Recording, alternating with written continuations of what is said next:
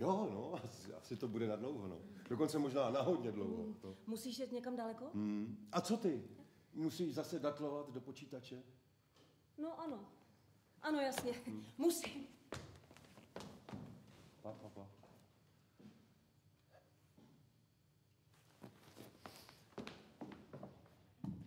V roce 1896 si Henry Denson, kapitán lodi pracující pro Pacific Island Company, přiváží z krátkého pobytu na ostrově na Nauru kámen. Jehož tvar i barva ho naprosto fascinuje. Doma potom kámen používá jako zarážku dveří. O 3 roky později Albert Ellis, taky zaměstnanec Pacific Island Company, vstupuje do Densonovy kanceláře. Nicméně pořád se dívá jenom na onen kámen. Půjčí si ho. Detailně ho prozkoumá a zjistí, že se jedná o téměř 100% čistý fosfát. Látku, kterou Ellis již léta marně hledá. Fosfát, to je základní složka pro výrobu hnojiv. O 60 let později, to už bylo mezi tím Nauru kolonizováno, potom zase dekolonizováno, domorodé obyvatelstvo 2krát téměř vyhlazeno, se Nauřané konečně na svém ostrově stávají vlastními pány. Fosfát sice pro ně těží námezní dělníci z Číny. Nicméně, téměř veškerý zisk putuje do kapes obyvatel ostrova. No a oni kupují si pořád další nové a nové věci. Když má auto prázdnou nádrž, nechají ho stát tam, kde je, objednají si nové. Tak to je přece sen úplně každého, ne?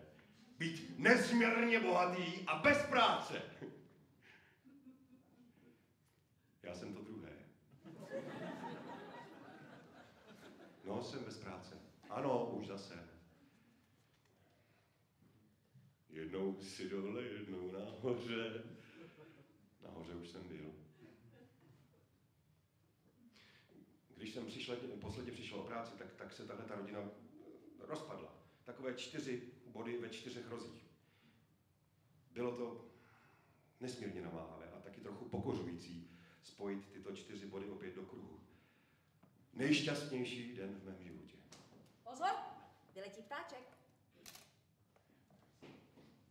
Nechci to všechno zažít ještě jednou! Dané, prosím tě, najdi si už nějakou přítelkyni. Jak už jsem říkal. Podívej, tohle to už pomalu přestává být normální. Petro!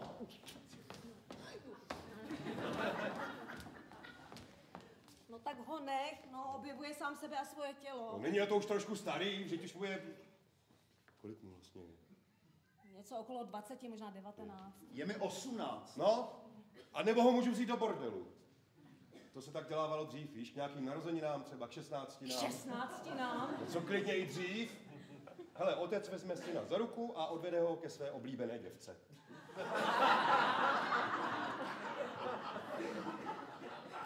Ty máš oblíbenou děvku?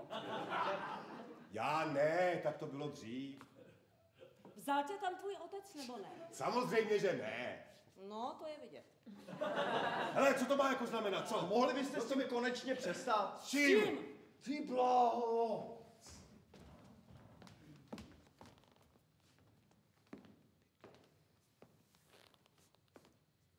Chybí málo, aby přiznal, že je homosexuál. Cože? Tak to snad není taková tragédie, ne? A za to můžeš ty? Já?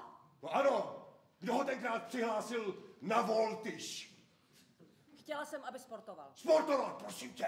Voltyž, to je jaká gymnastika na koních. To není žádný pořádný sport. A podívej se, co z toho vzešlo.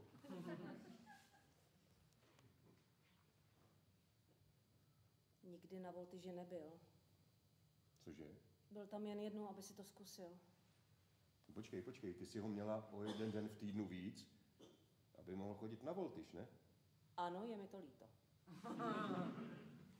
Přihlásila jsem ho tam jenom, protože jsem věděla, že ho tam nebude štít ani vozit, ani vyzvedávat, takže jsem ho měla o 1 večer navíc. Jo, takže jsi mi lhala. Bojovala jsem o čas strávený se svým synem. Tak proč je teda teďka teplej? Ale vždyť přece vůbec není teplej. Aha, dceruška. Tak co studium, co? Ekonomie to dneska těsně frčí, že? Ty seš teda fakt... Paráda. Máš to všechno strašně pod kontrolou, co, Vláďo? Krucinál.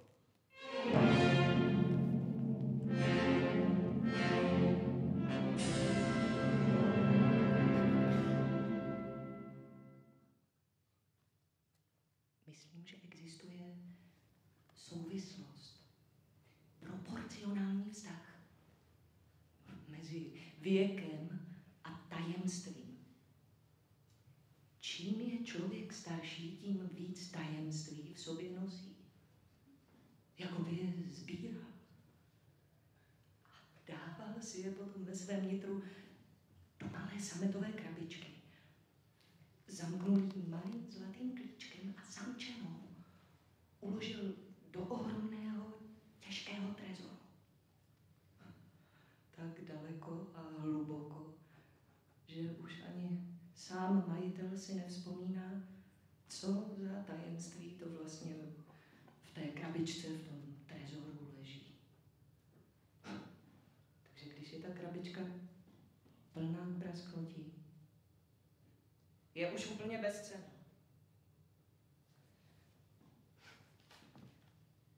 Našla se ve sklepě básničku. Jmenuje se Nosit. Když nastanou skvělé dny, nosil bych tě skvěle nad věcmi. A když nastanou špatné dny, tak ještě... Hned jsem poznala tvoje písmo. To prdele.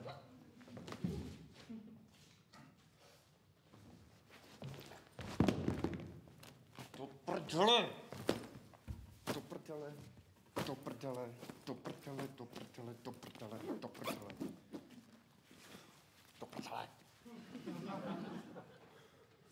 Já už to tady prostě nevydržím. A kam jako půjdeš? A co tvoje maturita? Základní vzdělání mám. Já to svoje studium nesnáším.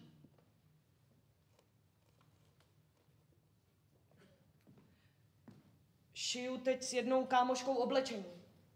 Chcem si založit vlastní značku. Nenapadá tě, jak bychom se mohli jmenovat? No a co třeba tragika? Jasně, takhle! Tragika. A proč vlastně ne?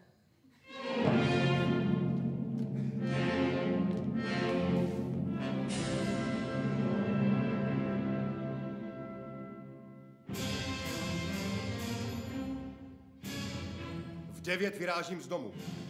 Pusu na tvář. Pa, pa, pa.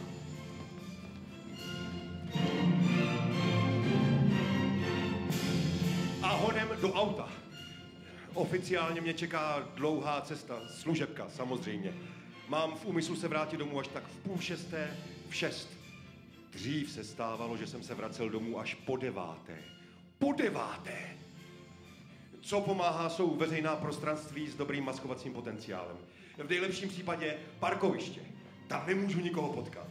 Vláďo! Ty králo, ty stará hojno! Například nějakého vzdáleného známého. Já ani nevím, jak se jmenuje. Co pak tady děláš? Když řeknu, že nakupuju, tak budu muset něco koupit. Ty máš dovolenou. Já myslel, že jsi někde na služebce, co? Pořád někde na cestách. To si ale nemůžu dovolit finančně. Kdybych něco koupil, musel bych to vrátit. A co když se to provalí?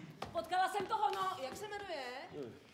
A povídal, že jste se potkali při nakupování. To je horor. A já mám v rukávu jenom jedno ESO. Ano, zlato, ano, ano. Nechtěl jsem ti to vlastně vůbec říkat, protože to mělo být překvapení. Překvapení. Mm-hmm. Ale já nemám ani narozeniny, ani nejsou Vánoce a výročí svatby jsme se rozhodli už neslavit. Ano, ale i tak. A co pak mají ve Zverimexu tak zajímavého, že mě s tím chceš překvapit? Žrádlo pro psy nebo obojek proti blechám? Jak už bylo řečeno, takhle to jde maximálně jednou. Takže zůstávám sedět v autě na parkovišti. Mohl bych celou tu dobu někde jezdit, ale benzín je strašně drahý. A někde se projít. Zkoušeli jste se někdy nenápadně obléct? Neexistuje nic nápadnějšího. 8-9 hodin v autě. Bez rádia, kvůli baterce. A bez knížky, protože se musím pořád koukat, jestli se někdo neblíží. Čau, Vláďo, to je ale náhodička. Zaparkovali jsme ale přímo vedle sebe. Jo. Tyjo, proč pak si čteš v autě? Co mu mám na tohle to říct? Ale 1984. Aha. Hej, ty seš tady s Petrou, co? A to jsem ani nevěděl, že máte zvířátko. Už musím jet. Ale Vláďo! Nemůžu dělat vůbec nic, co stojí peníze. Mám jenom samá mínus, vůbec žádné plus. Nepiju, nejím, sedím. Moje záda jsou učiněná katastrofa. Já mám noční můru, že to nevydržím a všechno nakonec vykecám. Pozor, vyletí ptáček. Opustím tě! Ty bláho, to je trapný! Tati, ty seš Loser! Ano! Jsem loser! Jsem loser bez práce! Zpočátku jsem i přesto ještě jezdil k zákazníkům.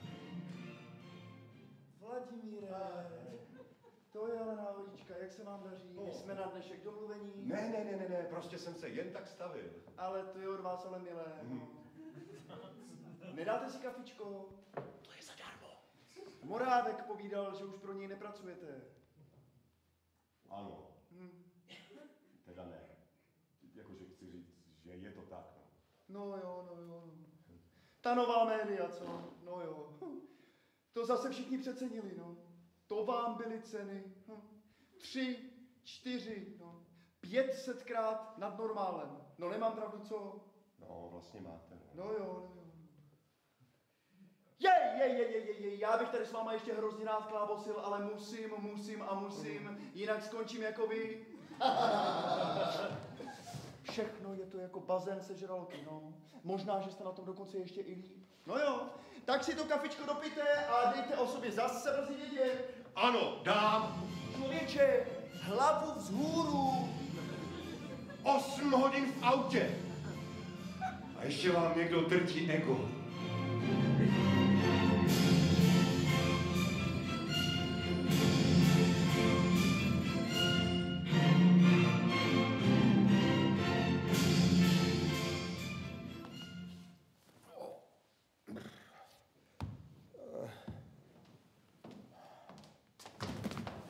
Tak co, jaký jsi měl den? Jo, já, tak to víš. Hele, co ty? No já.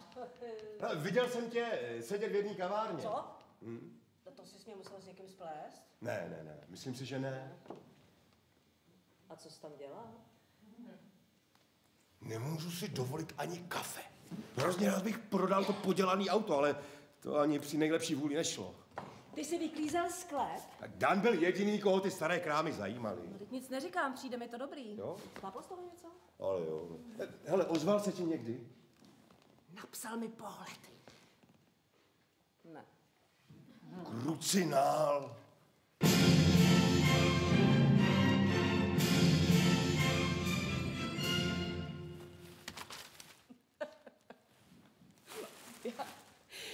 Já byla taková kráva blbá, že jsem věřila panu prezidentovi, že skutečně potřebuje ekonomy a ekonomky. Taková hovadina. On tím myslel něco úplně jiného. Pan prezident tím myslel nabídku a poptávku. Protože když pan prezident napíše otevřený dopis, že potřebuje ekonomy a ekonomky, je už samozřejmě pozdě studovat ekonomii. Když ten dopis píše, tak už ekonomkou musíte být.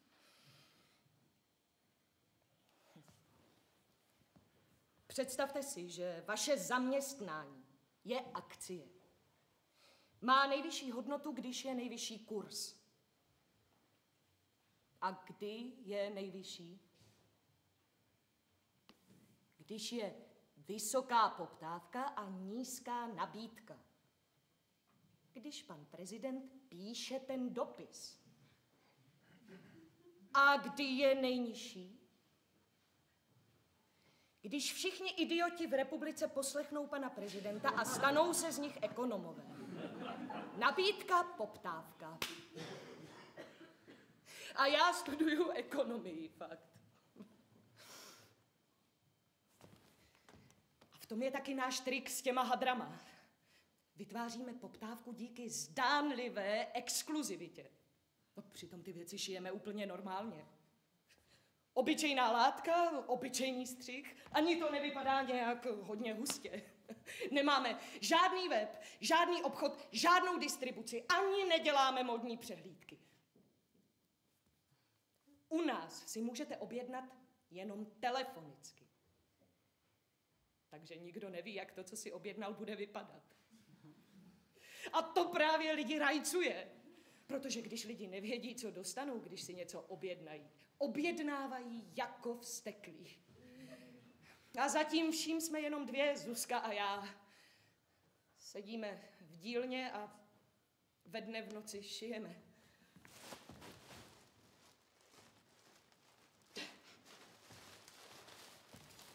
A vyděláváme hustě nekřesťanský peníze. Beze srandy a bez znalostí ekonomie.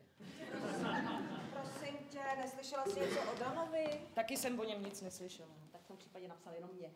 Neboj, mami určitě někde píše básničky. A co tvoje studium? Jo, v pohodě, všechno šlape. Vláďa je na tebe tak pyšný, ekonomie. Už mi můžete přestat posílat peníze.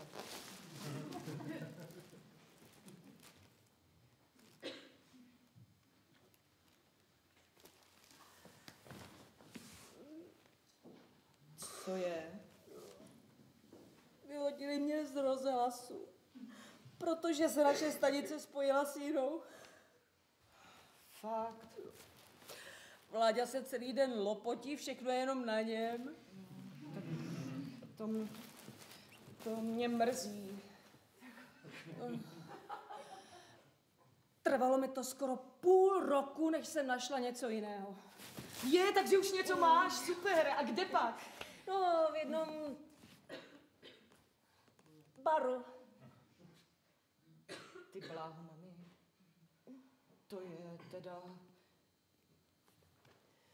Prosím tě, neříkej to Vláďovi, ano?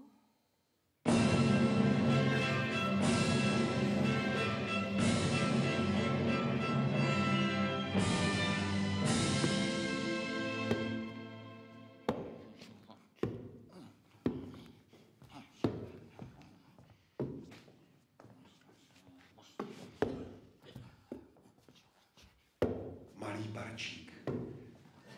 Trochu stranou za městem. Dobrá přístupová komunikace. Skoro žádná auta. Únikové pěšinky skrz křoví. Dobrý. Starý lidi si potrpí na hotovost.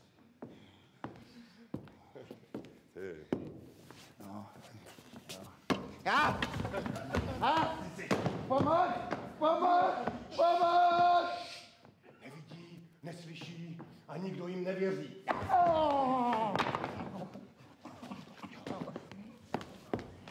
Tak takhle zacházíme s těmi staršími, no. S našimi předky. Člověče!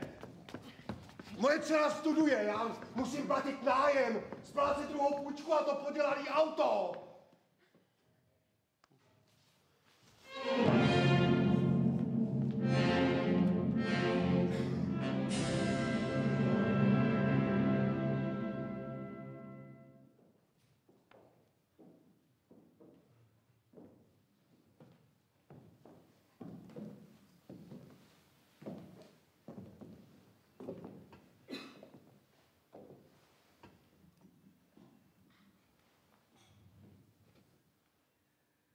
Nějak se nám v bytě objevil takový velký černý kámen a ten všechno zatemnil. Vůbec jsme se neviděli. Samé stíny. Co pomáhalo, byla televize. Noviny. A knížky. A hraná únava. Nástroje na vyhýbání se komunikaci. Dobrou noc.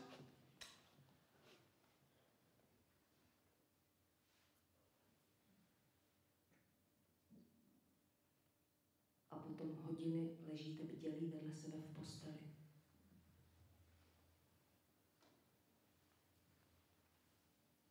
Už spíš? Ano. Kdyby jeden z nás něco řekl, oba bychom vybouchli.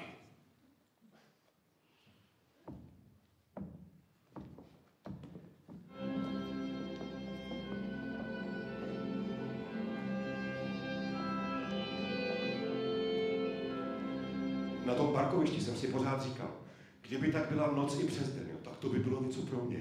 No. Od té doby jsem stále častěji v tomhle parku. Dobrý. Ne.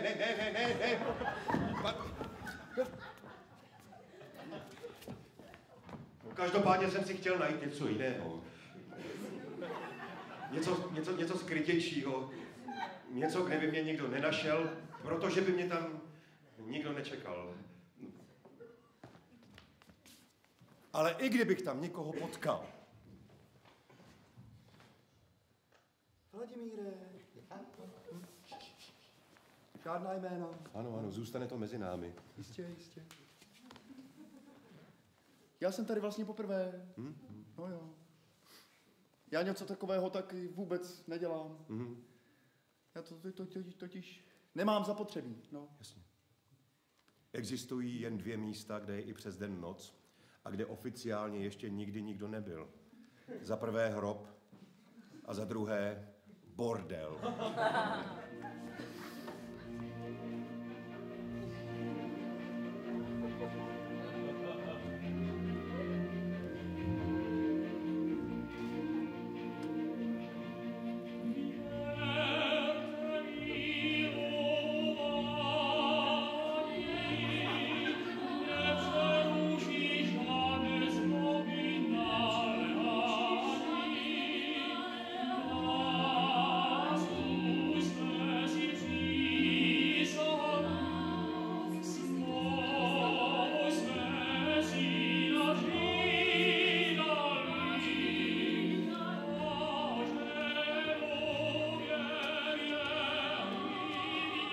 Samozřejmě, že jsem je střídal.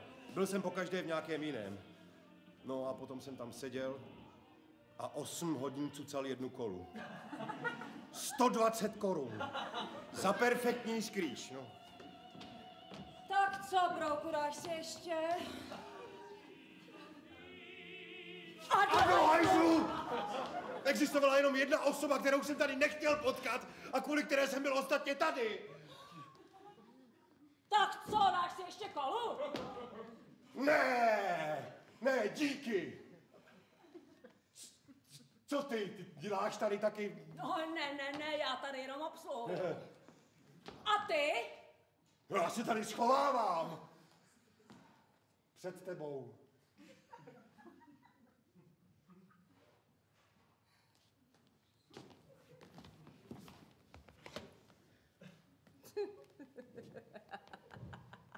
No.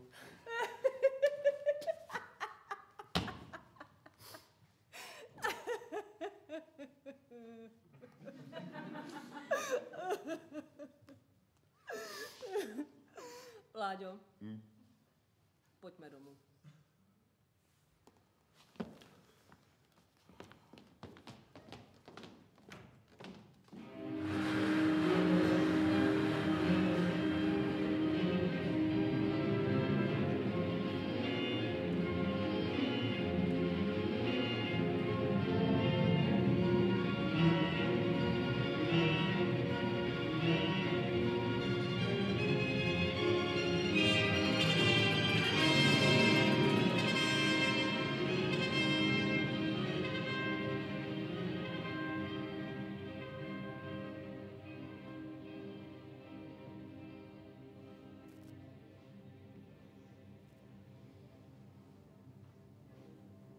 Ano.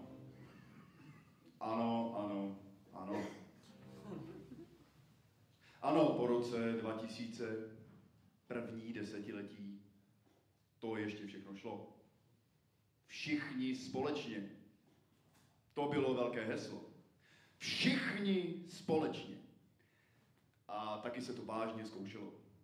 Naprosto oficiálně. Finanční podpora, národní projekty, regionální projekty, multikulturní, ekumenické projekty, to vše pod heslem všichni společně. Ale co se skrývalo pod tím? Už dlouho to bublalo a nakonec si to prorazilo cestu. Všichni proti sobě. Každý proti každému. Ukázalo se, že nikdo společné věci nechce. Že dělat něco společně znamená potlačit individualitu ve prospěch někoho jiného. A to nikdo nechtěl. To nešlo. Na to nebyla správná doba. Dobře.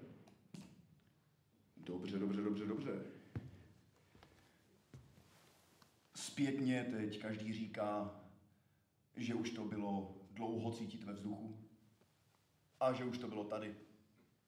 A že se tomu dalo zabránit. Ale já sám za sebe můžu říct, já neviděl, že něco přichází. A že to přijde takhle. Pantarej. Všechno plyne, že jo? To nás učili už ve škole. A když všechno plyne, tak to znamená, že to někam doplyne.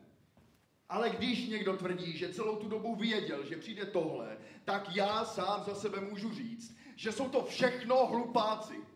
A ti, co řvou nejvíce, ti to tušili nejméně.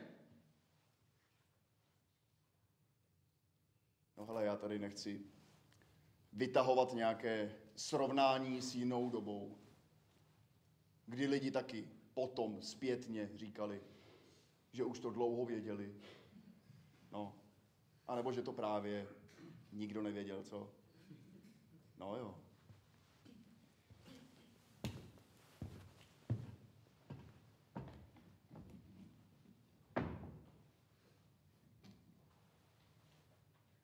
Jde o agresi. Ano. Jde o agresi, která tady panovala začátkem takzvaného nového tisíciletí a která se stupňovala. Všichni proti sobě. To už přece není daleko od, já nevím, občanské války. No, ano. Ano, v principu je to občanská válka. Válka občanů mezi sebou. To situaci velmi dobře vystihuje, ne? Víte, dříve tady proti sobě aspoň bojovaly takzvané třídy, sociální vrstvy, ale to už se promíchalo. Už žádné unie, žádné týmy, žádné nalevo nebo napravo. Už jenom bojující jednotlivci. A tak je taková společnost jako nějaký organismus. Jako vřet.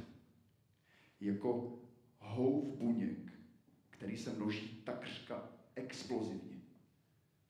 Když už to nikdo nedrží na úzdě, nerespektuje to žádná pravidla a nedá se to prakticky zastavit. Leda nějakou léčbou. No ano, nějakou silou. Nějakou mocí, která ještě přesahuje sílu této společnosti. Nějakou mocí, která je stále ještě jako poslední, něco jako unie a která musí být jako společenství. Jako nějaká akce ze shora, ale pozor, akce, ne reakce. Takže tahle moc se neřídí tím, co se děje, nýbrž tím, čeho chce dosáhnout, nějakým cílem a potom působí strukturálně na houf buněk, aby se vyléčil vřet individualismu. Abyste toho dosáhli, nemusíte jednat mimo rámec právního státu. To ne. Abyste mě špatně nechápali. Nejsou k tomu potřeba žádné nové zákony, nové regulace. Ne. Úplně postačí prostředky, které již máme k dispozici. Ale musí se umět taky použít. A sice se vší důsledností.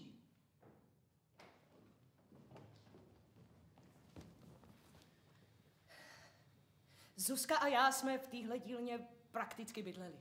Teda, přinejmenším já. Zuzka byla občas přes noc u svého přítele, aby z ní něco měla aspoň ve spánku.